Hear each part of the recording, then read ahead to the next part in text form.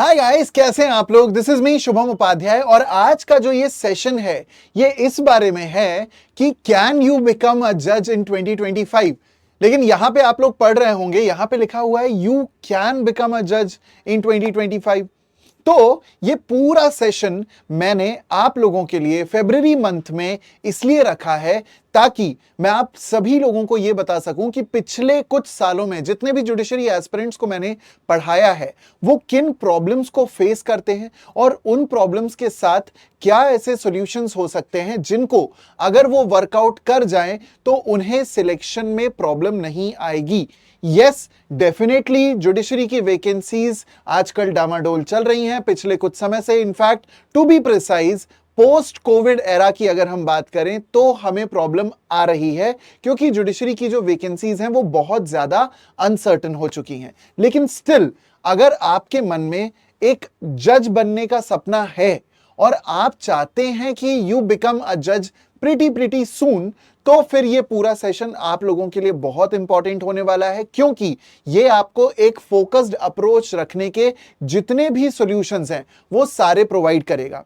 In this session, I shall be discussing all the problems that the students are facing while they are preparing for their judicial services examination in these days, and साथ ही साथ में आप 2025 में ऐसा क्या कर सकते हो कि आप उन प्रॉब्लम्स को पार पाके एक्चुअली इन एग्जामिनेशंस को क्रैक कर पाओगे।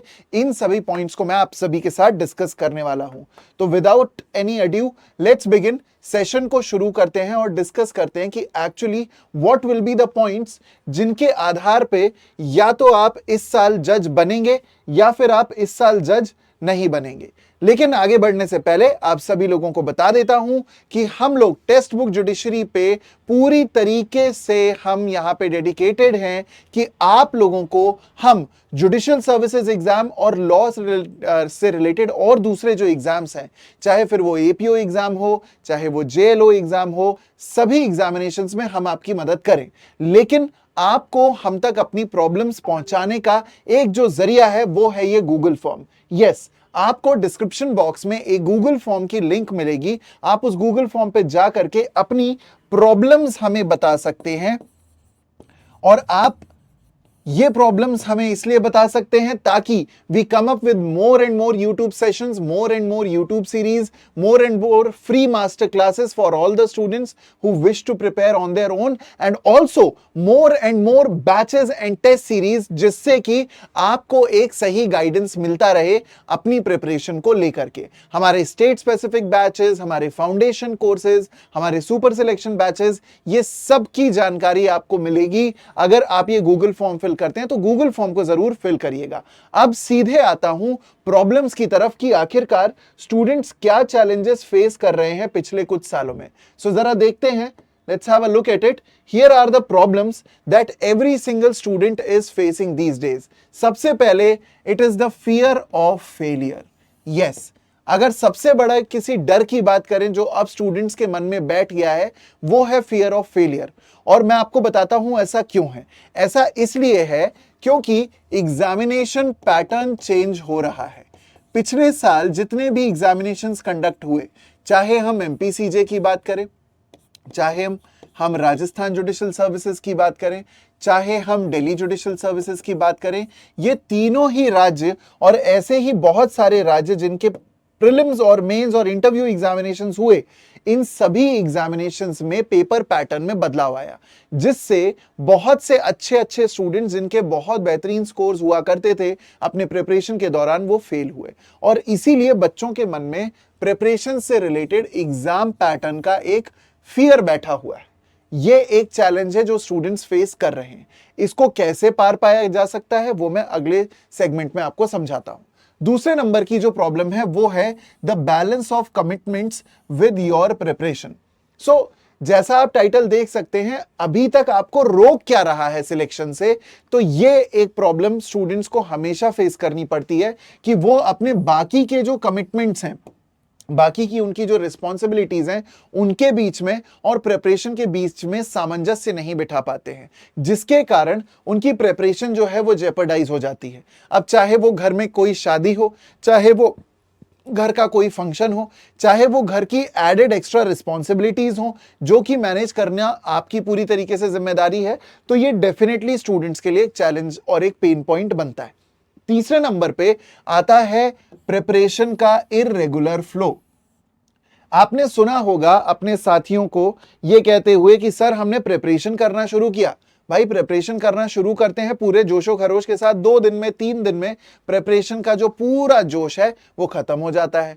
फिर 4-5 दिन का ब्रेक रहता है, फिर जैसे तैसे गाड़ी को धक्का लगा करके हम फिर अपनी प्रिपरेशन शुरू करते हैं। इसी को कहते हैं इररेगुलर फ्लो ऑफ प्रिपरेशन।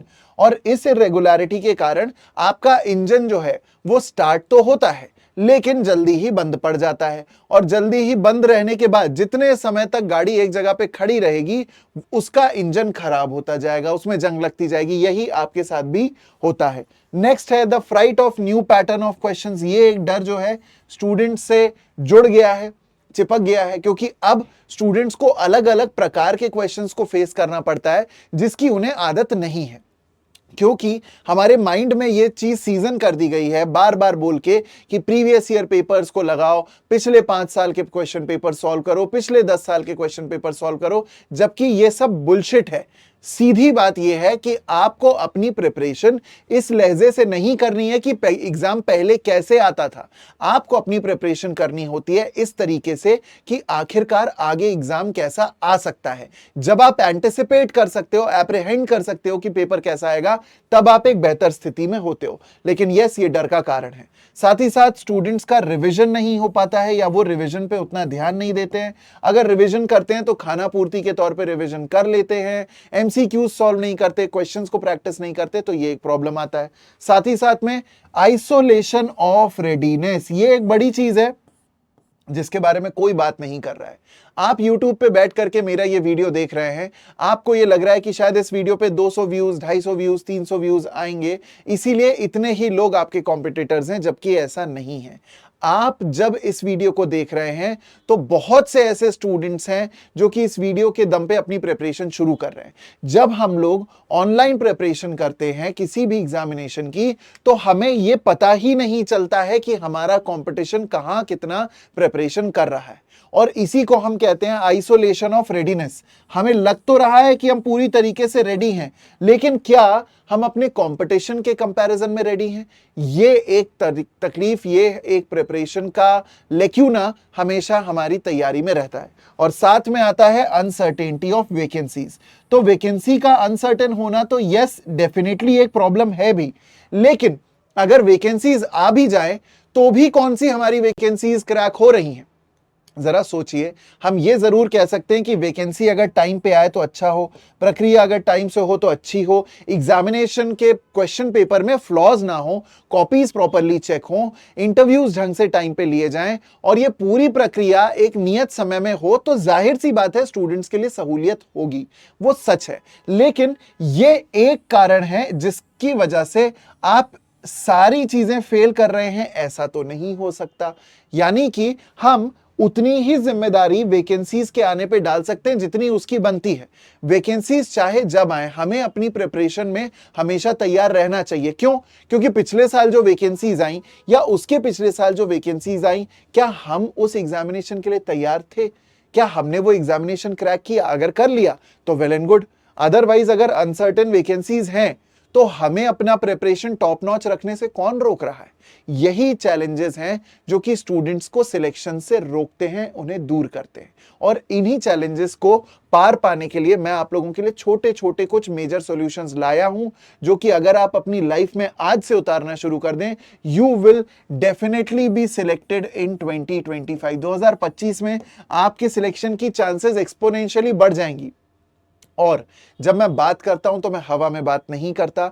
मैं जितने भी एनालिसिस स्टूडेंट्स के साथ करता हूं, जिन भी जुडिशियल सर्विसेज एग्जामिनेशंस के लिए मैं उन्हें पढ़ाता हूं, मैं हर बार बोलता हूं थिंक लाइक एन एग्जामिनर। जितना आप एग्जामिनर की तरह सोचेंगे, जितना आप ये सोचेंगे कि आपसे किस प्रकार से क्वेश्चंस पूछे जा सकते हैं, कैसा आपका लेवल ऑफ डिफिकल्टी है, कैसे आपको इस लेवल ऑफ डिफिकल्टी में से अपनी सक्सेस को चर्न करके निकालना है, ये चीज जब तक आप नहीं करेंगे तब तक आप एक एवरेज कैंडिडेट बन के रह जाएंगे। सो सॉल्यूशंस पे ध्यान देते हैं। सबसे पहले start a deadline based preparation method.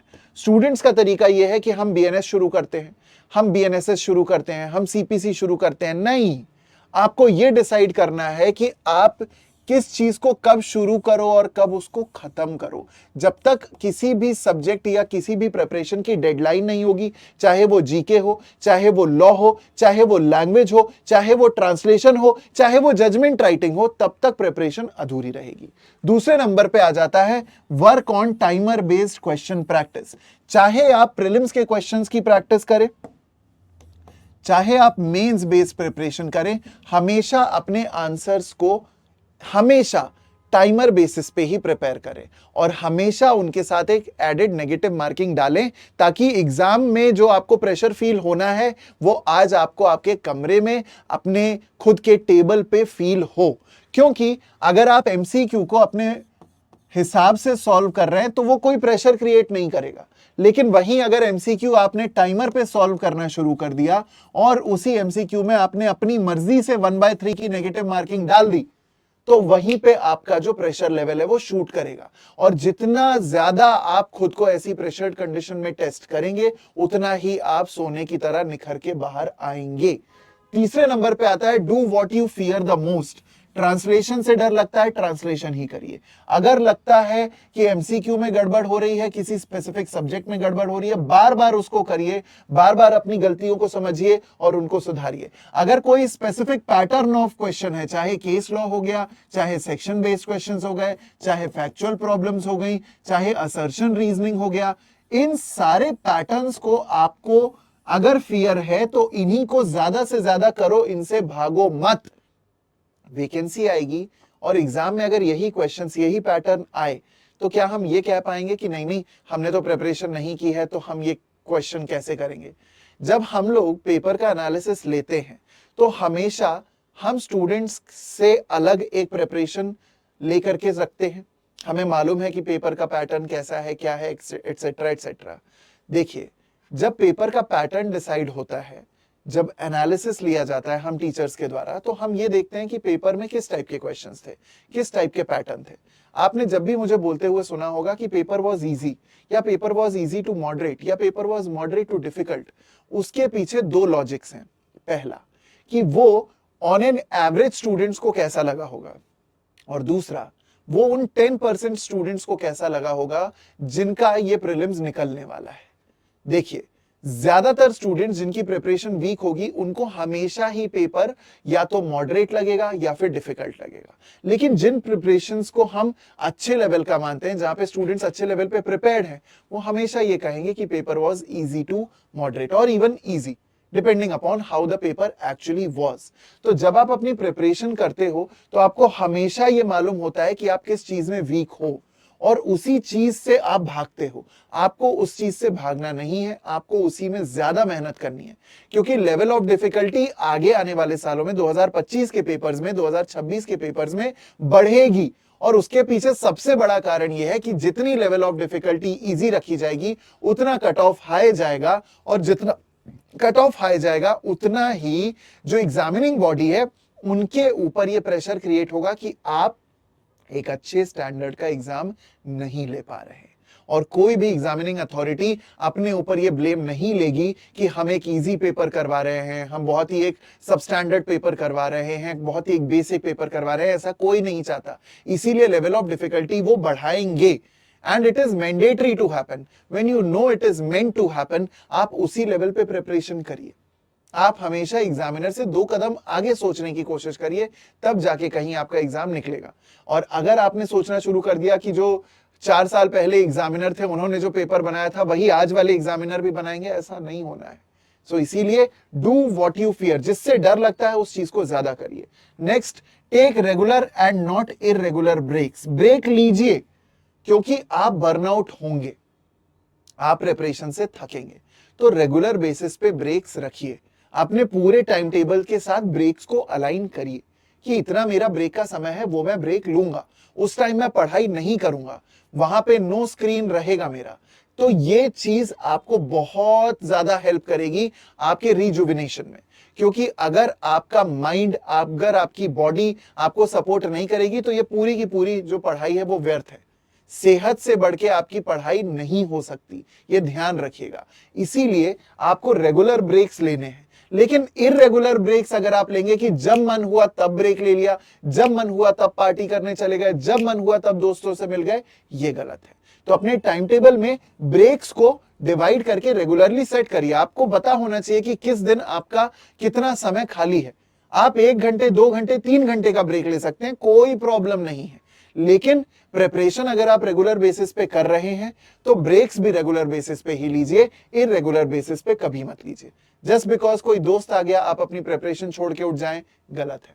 आपका टाइम फिक्स्ड है। आप 2 दिन पहले ही अपने दोस्त को बता सकते हैं कि भाई इस डेट पे, इस तारीख पे मैं तुझसे इस समय पे मिल लूंगा।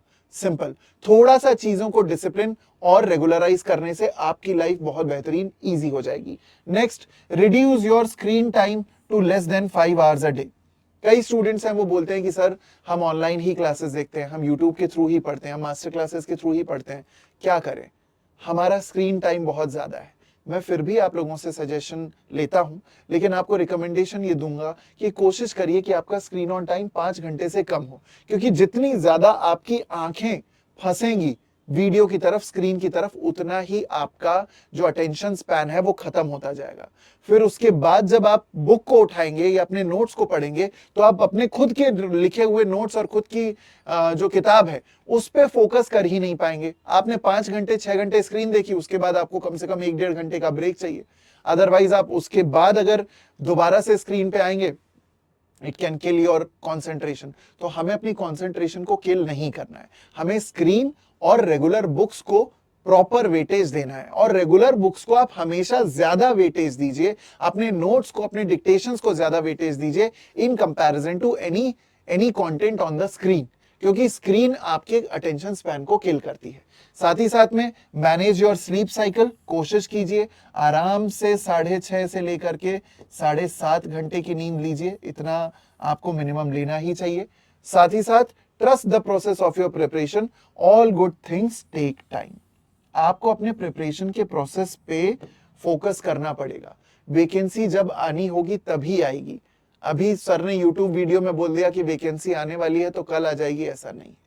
ठीक, वैकेंसीज अपने समय पे जब आनी होती हैं तभी आती हैं। जो अच्छी चीजें हैं वो अपना समय लेती हैं, लेकिन आप अगर अपने प्रिपरेशन को अच्छा रखोगे तो आपको ये चैलेंज फेस नहीं करना पड़ेगा।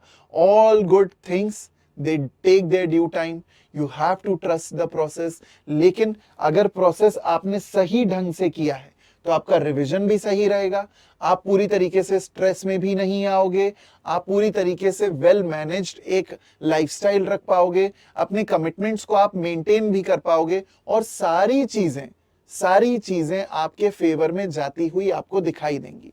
हमेशा लॉ ऑफ अट्रैक्शन को प्रैक्टिस करिए, क्योंकि when you think good about your own self तो फिर पूरा यूनिवर्स आपको उस चीज की तरफ लेकर के जाता है। मर्फी का कानून मैं हर बार बोलता हूं, मर्फीज लॉ यहां पे हमेशा ध्यान में रखना। What can go wrong will always go wrong. तो हमेशा अच्छा सोचो, पॉजिटिव सोचो, keep a positivity in your head, in your mind, and that is how you can actually crack the judicial services examination in 2025। I hope ये छोटा सा session आपको अच्छा लगा होगा। अगर अच्छा लगा तो do like it, do share it with everyone who is preparing for their judicial services examination. ये सॉल्यूशन उनकी मदद कर सकते हैं। और साथ ही साथ गूगल फॉर्म को फिल करना ना भूलें, ताकि हम आपकी प्रॉब्लम्स का सॉल्यूशन ला सकें, चाहे फिर वो यूट्यूब वीडियोस के फॉर्मेट में हो, चाहे फिर वो बैचेस के फॉर्मेट में हो, टेस्ट सीरीज के फॉर्मेट में हो, मास्टर क्लास के फॉर्मेट में हो, या इनके कॉम्बिनेशन में हो। So let's wrap up the session. जल्दी ही मिलता हूं नेक्स्ट वीडियो में आपसे। टाटा, बाय बाय, जय हिंद।